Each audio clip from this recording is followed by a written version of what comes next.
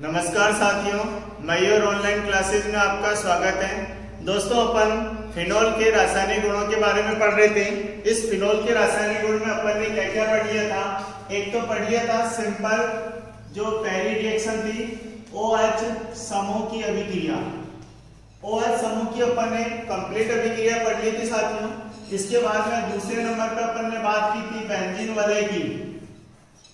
Benzene वलय की अभिक्रिया। इस बेंजीन वलय में जो अपने मुख्य रूप से अभिक्रिया थी 5 प्रकार की अभिक्रिया, और उसकी रिएक्शन मैकेनिज्म की अपन ने लास्ट वाले पार्ट में देख लिया था साथियों। इस वाले पार्ट में बेंजीन वलय की जो विशिष्ट अभिक्रियाएं हैं उन्हीं की बात करेंगे। अभिक्रिया उसी की है, लेकिन अपन बात कर रहे हैं बेंजीन वलय की विशिष्ट अभिक्रिया के लिए। अब जैसा कि नाम से ही पता चल रहा है विशिष्ट अभिक्रिया है, इसका मतलब बहुत सारी दोस्तों इसमें नेम रिएक्शन आने वाली है। और जो अपने एग्जाम के हिसाब से जो नेम रिएक्शन है वो बहुत ही इंपॉर्टेंट है, क्योंकि एग्जाम में यही पूछा जाता है। जैसे पिछले 2-3 सालों से आ रहा है वुड्स अभिक्रिया, फिटिंग अभिक्रिया, और अभी भी पूछा था वुड्स अभिक्रिया के बारे में। तो मेरा मानना है कि जो अभी नेम रिएक्शन बताने वाला हूं दोस्तों वो बहुत ही इंपॉर्टेंट है। आज अपन कम से कम 8-9 प्रकार की नेम रिएक्शन पढ़ने वाले हैं। चलो देखिए, बेंजीन वलय की जो विशिष्ट अभिक्रिया है इन्हीं में अपन पहले नंबर पे बात करते हैं। बेंजीन वलय की विशिष्ट अभिक्रिया की ओर चल रहे हैं। विशिष्ट अभिक्रिया की ओर चल रहे हैं। इनमें अपन सबसे पहले बात कर रहा हूं गाटरमान अभिक्रिया। गाटरमान अभिक्रिया, देखिए गाटरमान अभिक्रिया अपने पास 2 है। एक अपन ने 10वें चैप्टर में भी पढ़ा था, जब डाइऑक्सिनियम लवण को कॉपर चूर्ण के साथ ग्रहण करते हैं तो क्लोरोबेंजीन प्राप्त होता है। लेकिन ये जो गाटरमान अभिक्रिया है इसे बोलते हैं गाटरमान एल्डिहाइड संश्लेषण वाली अभिक्रिया। इसके अंदर क्या करते हैं दोस्तों, जो अपना फिनोल है इस फिनोल की अभिक्रिया करवाते हैं HCN के साथ। फिनोल की अभिक्रिया करवाते हैं HCN के साथ, और साथ के साथ ही लेते हैं HCl। साथ में लेते हैं दोस्तों HCl। जब ये दोनों आपस में रिएक्शन करती है तो अपने को मिल जाता है पैरा हाइड्रोक्सी बेंजल्डिहाइड। ये इस तरह से प्रोडक्ट मिलता है दोस्तों। रिएक्शन 2 स्टेप में पूर्ण होती है। देखिए मैं लिख रहा हूं, ये जो आपका HCN है और हाइड्रोक्लोरिक एसिड। देखिए क्या होगा, नाइट्रोजन की विद्युतीयता क्या होती है, ज्यादा होती है, इसलिए इसके ऊपर आंशिक रूप से कौन सा आवेश होगा, ऋणावेश। जबकि कार्बन की विद्युतीयता क्या होती है, नाइट्रोजन की तुलना में कम होती है, इसलिए इसके ऊपर आंशिक रूप से क्या होगा दोस्तों, धनावेश होगा।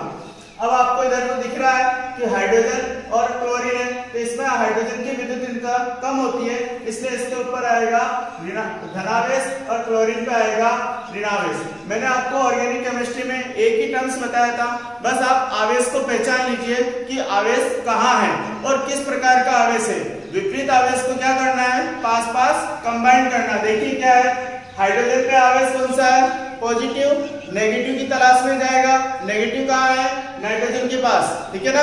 और क्लोरीन कहाँ मिलेगा, कार्बन के पास। तो देखिए पहले स्टेप में अपने को रिएक्शन क्या मिल जाएगी, CH डबल बॉन्ड NH। पहले स्टेप में रिएक्शन ये मिल जाएगी। अगले स्टेप में क्या करना है कि जो अपने पास फिनोल है, इस फिनोल के ऊपर जो पैरा पोजीशन पे है उस जगह से अपने को हाइड्रोजन लेना है। उस जगह से अपने को क्या लेना है दोस्तों, हाइड्रोजन।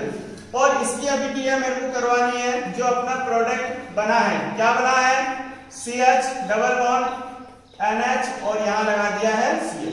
तो इस जो प्रोडक्ट अपने को योगात्मक उत्पाद मिला है, इन दोनों में से मैं क्या निकालूंगा, वापस से HCl निकाल के मुझे क्या मिल जाएगा, ये फिनोल, और फिनोल की पैरा स्थिति पर CH डबल बॉन्ड NH मिल जाएगा। लेकिन जो अगली स्टेप होगा इसका हमेशा अम्लीय जल अपघटन करवाना है। पहले भी मैंने बताया था, जो अपन ने बेंजीन वलय की अभिक्रिया पढ़ी थी उसमें हर स्टेज पे आपको मैंने बोल रखा है अम्लीय जल अपघटन करवाना है। और अम्लीय जल अपघटन का मतलब है कोई भी अम्ल ले लीजिए, आपको अम्ल याद नहीं है तो आप केवल और केवल एरो निशान के ऊपर H+ लिख दीजिए। मिल जाएगा क्या, यहां से ये अलग कर दो, para hydroxy benzaldehyde OH CHO plus NH3, इसको बोलते हैं पैरा हाइड्रोक्सी, पैरा स्थिति पर OH है और इस पूरे का नाम क्या होगा, बेंजल्डिहाइड है। ये थी दोस्तों गाटरमान अभिक्रिया। इसके बाद में बात करते हैं दूसरी रिएक्शन के ऊपर। मैंने आपको बोला है आज मैं आपको बहुत सारे नेम रिएक्शन बताने वाला हूं, तो दूसरे नंबर की जो अभिक्रिया है वो है गाटरमान को एल्डिहाइड संश्लेषण।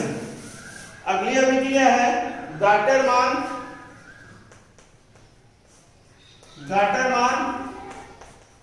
कोक, या इसको कई किताबों में कोच भी मिल जाएगा, गाटरमान कोक एल्डिहाइड संश्लेषण, एल्डिहाइड संश्लेषण। दोस्तों दोनों जो रिएक्शन है इन दोनों में बहुत ज्यादा समानता है। अभी मैंने क्या लिया था, HCl लिया था, HCl के स्थान पर कार्बन मोनोऑक्साइड लेना है बस आपको।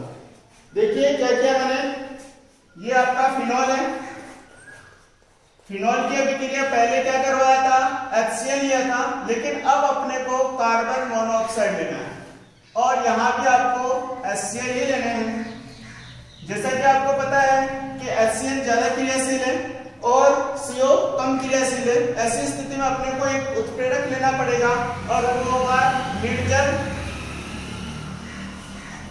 AlCl3। एल्यूमिनियम क्लोराइड जब कभी भी कार्बनिक रिएक्शन में पार्टिसिपेट करता है तो वह निर्जल प्रकृति का होना चाहिए, और अगर जो आयनिक अभिक्रियाओं में पार्टिसिपेट करता है तो वह जल युक्त होना चाहिए, नमी युक्त होना चाहिए। देखिए इससे अपने को क्या मिलेगा, प्रोडक्ट भी वही मिलेगा, प्रोडक्ट भी साथियों वही मिलेगा, para hydroxy benzaldehyde, para hydroxy benzaldehyde ही मिलेगा, ये याद रखना। चलो ये थी दोस्तों गाटरमान अभिक्रिया। तीसरे नंबर पे बात कर रहा हूं डफ अभिक्रिया, डफ अभिक्रिया। देखिए आज आपको मैं खूब सारी रिएक्शन बताने वाला हूं जो सारी की सारी नेम रिएक्शन ही है। तो डफ अभिक्रिया में क्या करते हैं, फिनॉल की अभिक्रिया यूरोट्रोपिन CH2 का होल 6N4 हेक्सामेथिलीन टेट्राएमीन, इसको बोलते हैं हेक्सामेथिलीन टेट्राएमीन, और ये सामान्य भाषा में इसको बोलते हैं यूरोट्रोपिन।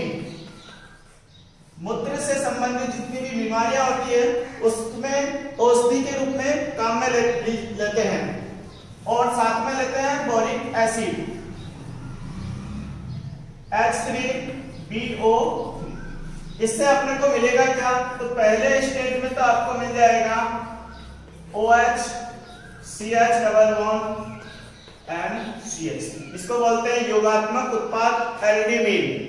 इसका क्या करवा दो, मैंने आपको बोला जब भी आपको फाइनल स्टेज में पहुंचना है तो आपको जल अपघटन कराना है, और जल अपघटन कौन सा होगा, एसिडिफिकेशन यानी अम्लीय जल अपघटन, अम्ल की उपस्थिति में आपको जल अपघटन करवाना है। मिलेगा क्या, तो देखिए दोनों में सिमिलर प्रोडक्ट मिल रहे हैं लेकिन नाम थोड़ा चेंज होगा। पहले वाले में क्या है, पैरा स्थिति पे है, इसलिए इसका नाम क्या रखा था, पैरा हाइड्रोक्सी,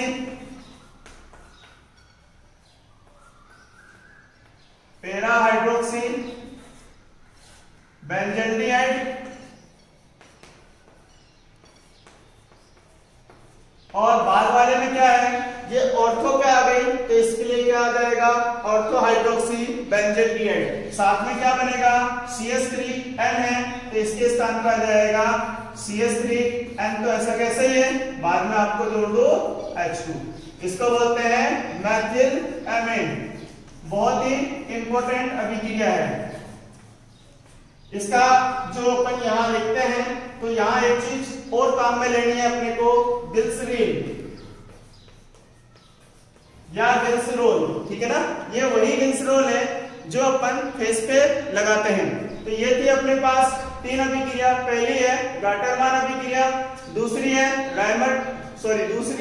गाटरमान कोक या कोच एल्डिहाइड संश्लेषण, और तीसरे नंबर पे है डफ अभिक्रिया। अब अपन बात करते हैं चौथे नंबर की ओर।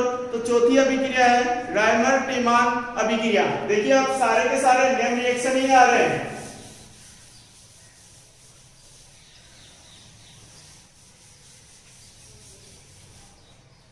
तीसरे नंबर पे कौन सा था? तो डफ अभिक्रिया। और चौथे नंबर पे है रायमर टीमान अभिक्रिया। सारे के सारे नेम रिएक्शन है।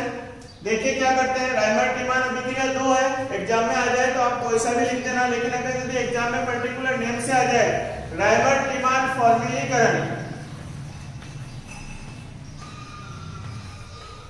अगर इस नाम से आ जाए तो आपको CHO समूह का ऐड करना है।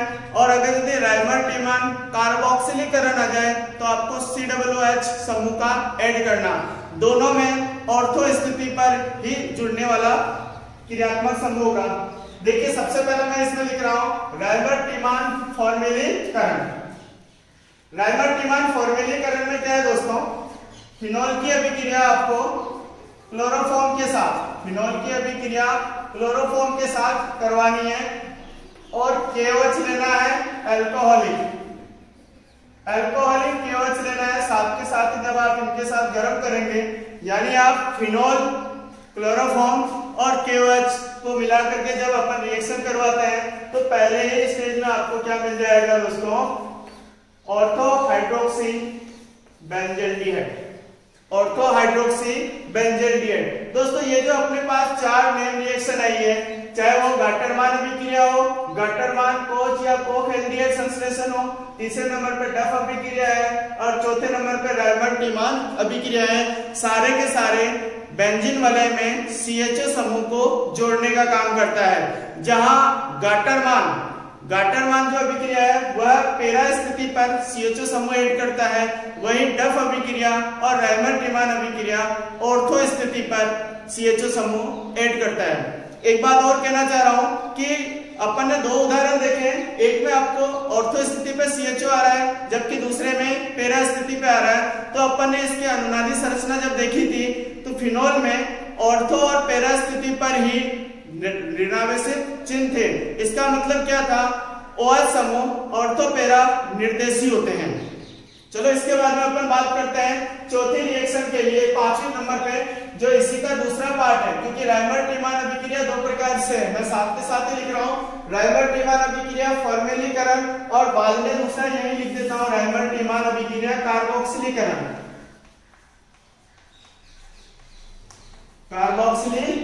देखिए कार्बोक्सीकरण में क्या होता है, प्रोडक्ट वही लेना है, क्रियाकारक वही लेना है। और यहाँ जो आपने क्लोरोफॉर्म लिए हैं, क्लोरोफॉर्म की जगह पे मेरे को लेना है CCl4 कार्बन टेट्राक्लोराइड और 4 अणु लेने हैं KOH के, 4 अणु ले रहे हैं KOH के।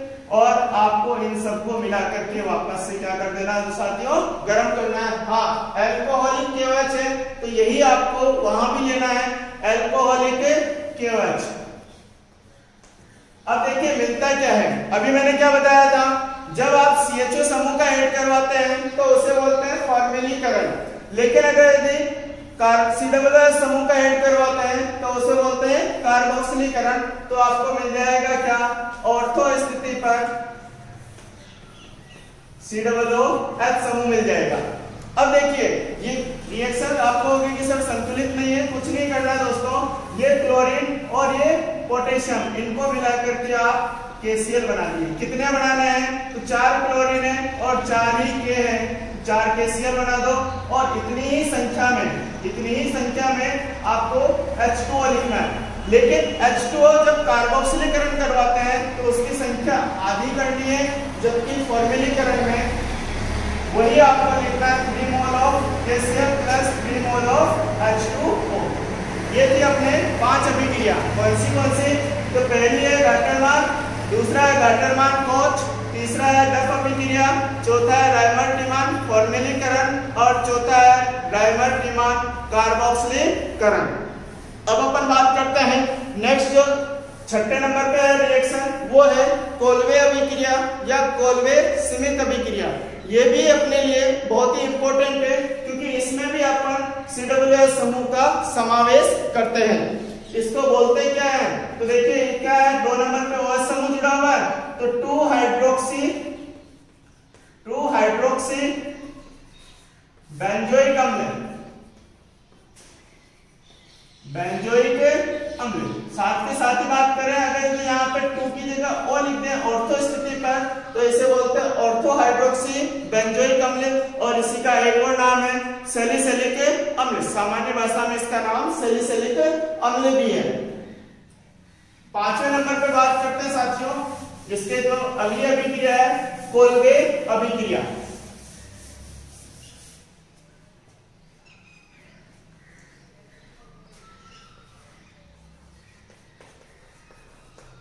कोल्बे या कोल्बे स्मिथ अभिक्रिया।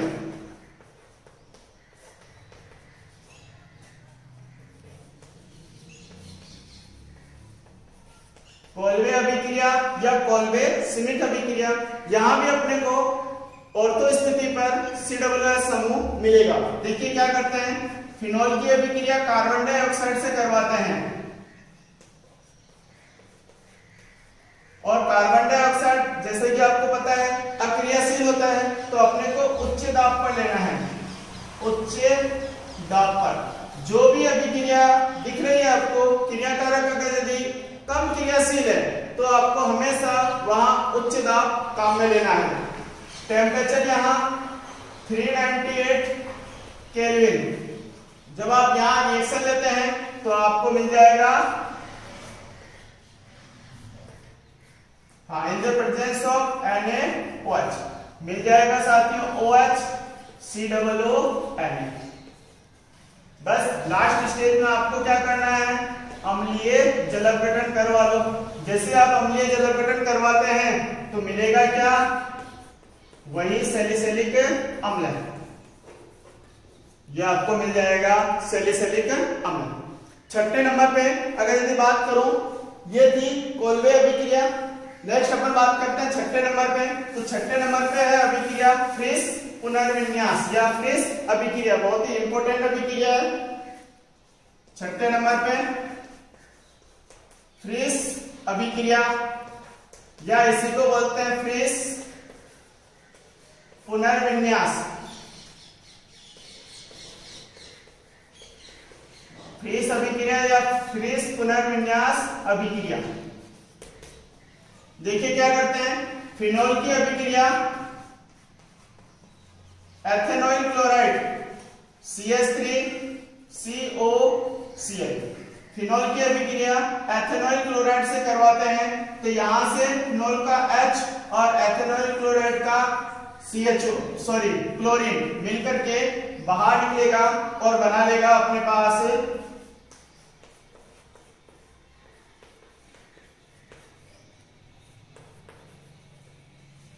इसको बोलते हैं एसिटिक, ये आपका एसिटिक है और ये है फेनिल, इसको बोलते हैं फेनिल एसिटेट, फेनिल एसिटेट, इसको बोलते हैं फेनिल एसिटेट। इसका वापस से क्या करना है, नाइट्रोबेंजीन की उपस्थिति में नाइट्रोबेंजीन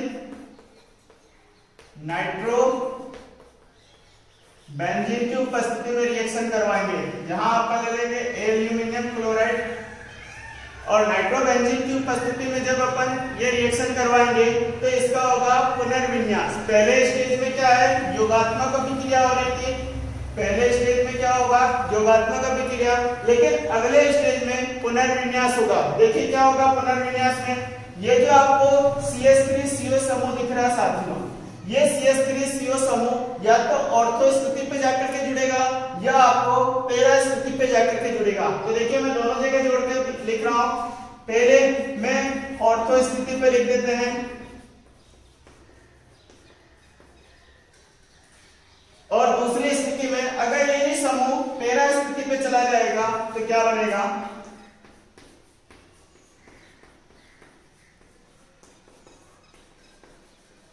अब देखिए क्या हुआ, इसका नाम, तो ये वाला जो समूह है इसको बोलते हैं एसिटोफिनोन, एसिटोफिनोन,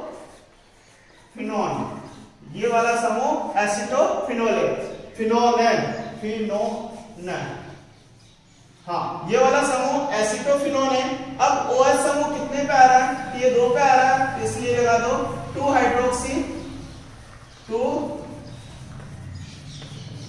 हाइड्रोक्सी एसिटोफिनोल। इसी तरह से वो वाला समूह 1 2 3 और 4, तो इसका नाम हो जाएगा 4 हाइड्रोक्सी एसिटोफिनोल। ये थी साथियों अपने जो मुख्य अभिक्रिया है बेंजीन वलय में उसकी। एक इसके साथ एक और लिख देते हैं, अगर यदि अपचयन करवा दें या इसी को बोलते हैं हाइड्रोजनीकरण करवा दें, ये 7वें नंबर पर आ जाएगा। तो देखिए जब अपन हाइड्रोजनीकरण करवाते हैं तो अपने को साइक्लोहेक्सेनॉल मिलता है, जो बेंजीन वलय में डबल बंध है, उस डबल बंध की जगह पे अपने को हाइड्रोजन जुड़ जाएगा। तो देखो क्या मिल रहा है, ये तो आपका फिनॉल है, सारे डबल बंध टूट चुके हैं और सारे डबल बंध सिंगल बंध में कन्वर्ट हो चुके हैं, इसको बोलते हैं साइक्लोहेक्सेनॉल।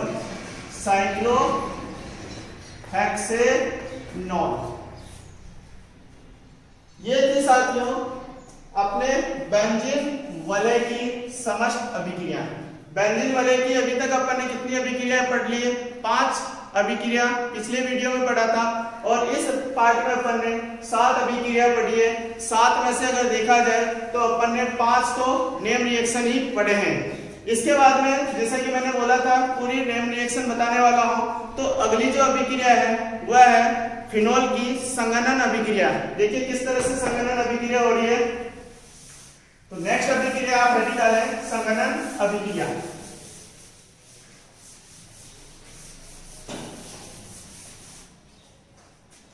बेंजीन वलय में के बाद में अपन बात करते हैं संघनन अभिक्रिया। तीसरे नंबर पे अभिक्रिया हो जाएगी संघनन अभिक्रिया, या इसी को बोलते हैं युग्मन अभिक्रिया।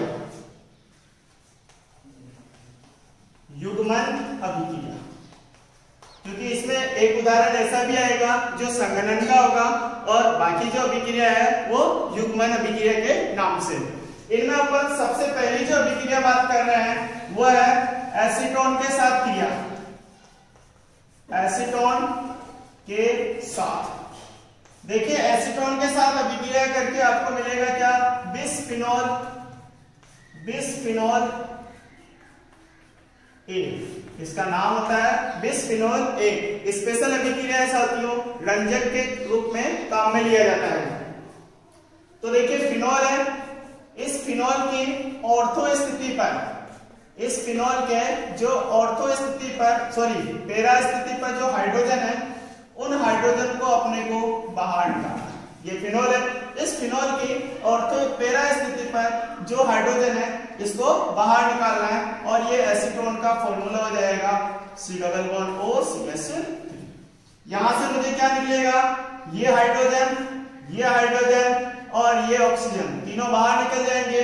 तो मिलेगा क्या साथियों? जल का अणु बाहर निकल गया। बाकी इन सबको क्या करना है? कनेक्ट कर देना है। वही क्या होगा? अपना बिसफिनॉल होगा। देखिए ये आपका फिनॉल है, ये दूसरा फिनॉल है, और यहां आपका CH3C,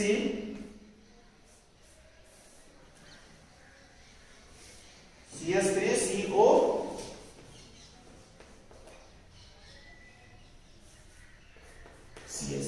यहां से तो ऑक्सीजन चला गया, बचा क्या? कार्बन की 2 संयोजकता बच गई।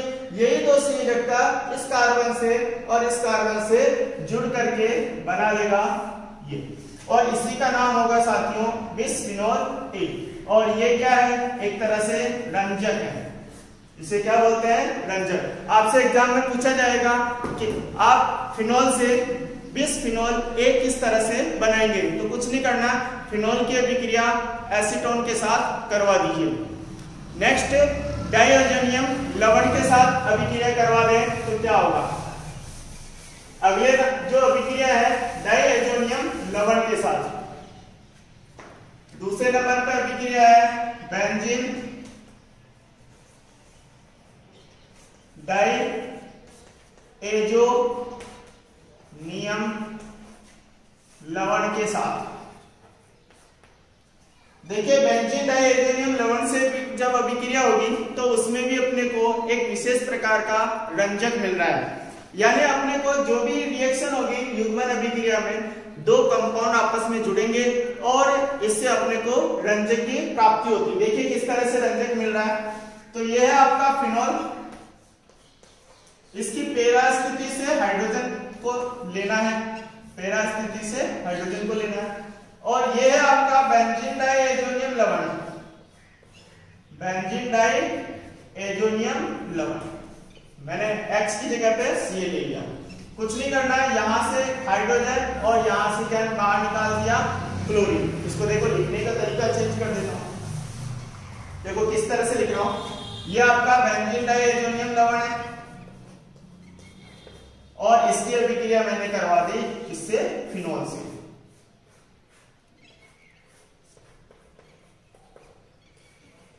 ये आपका फिनॉल, यहां से क्या करना, इन दोनों को बाहर निकालना और है जो प्रोडक्ट वैसा का वैसा ही आपको लिख देना है। तो देखिए अपने को मिलेगा क्या,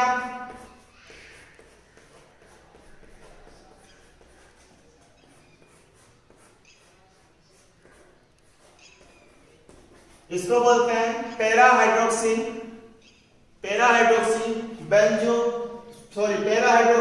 एजो बेंजीन लवण। ये एक तरह से रंजक है, ये भी एक तरह से क्या है दोस्तों, रंजक, बहुत ही इंपॉर्टेंट रंजक है। इसके बाद में अपन तीसरी अभिक्रिया की ओर बात करते हैं कि तीसरी अभिक्रिया कौन सी है। तीसरी अभिक्रिया को बोलते हैं साथियों थैलीन अभिक्रिया। तीसरी अभिक्रिया है अपने पास इसी का ही विशिष्ट अभिक्रिया में थैलीन अभिक्रिया, थैलीन अभिक्रिया। इस थैलीन अभिक्रिया में बनता है क्या है, तो आपने कई बार नाम सुना होगा फिनोक्थेलिन, तो वो फिनोक्थेलिन ही बनता है।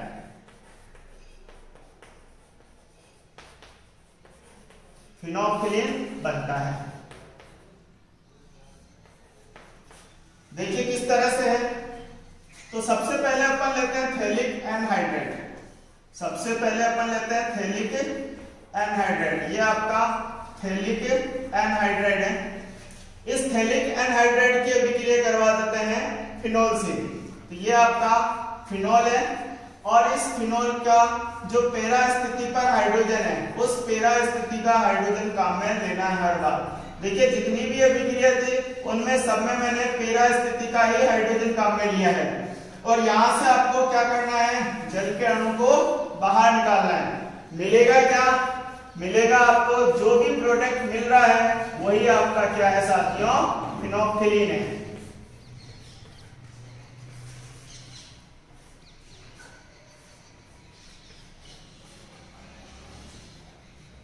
इसी को बोलते हैं फिनोक्थेलिन। ये है फिनोक्थेलिन, बहुत ही इंपॉर्टेंट क्रिया कारक है और ये अपना एक सूचक के रूप में काम में लेते हैं अम्ल क्षार अनुमापन में, अम्ल क्षार अनुमापन में, अम्ल क्षार अनुमापन में सूचक के रूप में काम में लिया जाता है। और अपने लिए जो औषधि है, अपनी जब कुपचित नाम की बीमारी होती है अपच, है ना, तो उस स्थिति में औषधि के रूप में भी इसे काम में लेते हैं। इसके बाद अपन बात करते हैं नेक्स्ट अभिक्रिया जो इंपॉर्टेंट है, उसे बोलते हैं जिस आपने फिनॉल फॉर्मेल्डिहाइड जो अपना बहुलक है, बहुत ही काम का है, इसका नाम सुना ही होगा। तो अगली जो अभिक्रिया है फिनॉल फॉर्मेल्डिहाइड बहुलक का निर्माण।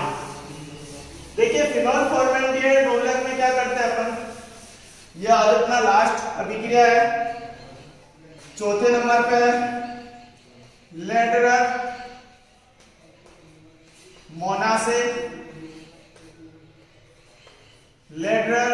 मोनासे अभिक्रिया। देखिए आपको मैंने पहले बताया था खूब सारी नेम रिएक्शन है, आज यहाँ पे भी आपको थैलीन अभिक्रिया दिख रही है, लेटरल लेंड्रल मोनासे अभिक्रिया दिख रही है, गाटरमान अभिक्रिया, गाटरमान कोच अभिक्रिया, डफ अभिक्रिया, रायमर-टिमान अभिक्रिया, रायमर-टिमान फॉर्मेलीकरण, कार्बोक्सिलीकरण अलग अलग थी। इसी तरह पे फ्रीज अभिक्रिया थी। तो देखिए लेंड्रल मोनासे अभिक्रिया में क्या करते हैं, जो अपना फिनॉल है, इस फिनॉल की अभिक्रिया अपन करवाते हैं फॉर्मेल्डिहाइड से। फिनॉल की अभिक्रिया करवाते हैं फॉर्मेल्डिहाइड से। जब फिनॉल फॉर्मेल्डिहाइड से अभिक्रिया करता है तो अपने को मिलता है ऑर्थो हाइड्रोक्सी बेंजील अल्कोहल अथवा पैरा हाइड्रोक्सी बेंजील अल्कोहल, दोनों का मिश्रण मिलता है। तो देखिए अपना ये ऑर्थो हाइड्रोक्सी बेंजील अल्कोहल, ये आपका CH2OH, ये आपका ऑर्थो हाइड्रोक्सी बेंजील अल्कोहल है। और अगर ये पैरा स्थिति पे आ जाए तो इसे बोलते हैं क्या, CH2OH। इसका नाम हो जाएगा ऑर्थो हाइड्रोक्सी बेंजील अल्कोहल, बेंजील अल्कोहल। और वो वाला क्या हो जाएगा, पैरा स्थिति पर होने के कारण से पैरा हाइड्रोक्सी बेंजील अल्कोहल। ये था साथियों, आज अपन ने फिनॉल की जो समस्त अभिक्रियाएं बची हुई थी वो संपूर्ण हो चुकी है। अगला जो अपना पार्ट आएगा उसमें अपन ईथर के बारे में पढ़ेंगे। आज के लिए इतना ही।